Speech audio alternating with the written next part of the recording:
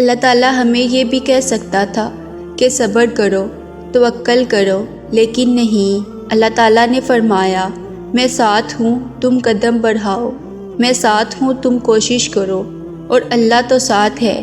تو پھر بھی تم بند دروازوں کو دیکھو گے یا اللہ پر یقین کر کے چلو گے؟ ہاں، اللہ نے کہہ دیا ہے، وہ میرے ساتھ ہے۔ مسائل کیسے بنیں گے، دروازے کیسے کھلیں گے، راستے کیسے بنیں گے، ان سوالات میں کیوں الجھاتے ہو خود کو؟ یہ سوچو کہ یہ ساری کائنات بس اللہ ہی کی تو محتاج ہے، اور پھر جب توکل اور صبر کرنے میں اللہ تعالیٰ میرے ساتھ ہے تو میں ان کا کیوں سوچوں کہ یہ سب کیسے ہوگا؟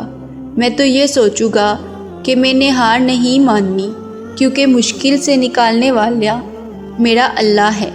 کبھی غور کیا ہے کہ قرآن میں اللہ تعالیٰ نے ہمیں ہر سورہ میں امید یہی دلائی ہے کہ کبھی آپ نے نا امید نہیں ہونا۔ آپ نے کبھی نا امیدی کی کوئی کہانی دیکھی ہے؟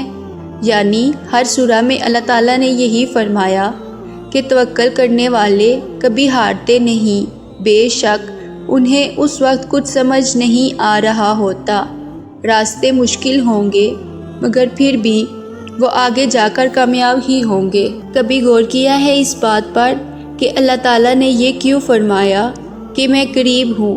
یہ کیوں فرمایا کہ میں صبر کرنے والے کے ساتھ ہوں؟ اس لیے کہ یہ راستے آسان نہیں ہوتے، اس لیے کہ جب تم حق کے، صبر کے اور دعا کی قبولیت کے راستے پر چلنے لگتے ہو تو وہ راستے آسان نہیں ہوتے، وہاں سب ساتھ چھوڑ جاتے ہیں، مگر اللہ تعالیٰ تمہارے ساتھ موجود ہوتا ہے۔ کبھی غور کیا ہے کہ قرآن میں اللہ تعالیٰ نے ہمیں ہر کہانی کے اختتام میں یہی بتایا ہے کہ مایوس ہوگے تو کچھ نہیں پاؤ گے، شکر کرو گے تو اس کی نعمتوں کو گنتے رہ جاؤ گے۔ جب دعا کے لیے ہاتھ اٹھاؤ تو یہ یاد رکھو کہ تم جس سے مانگ رہے ہو وہ مالک کن ہے۔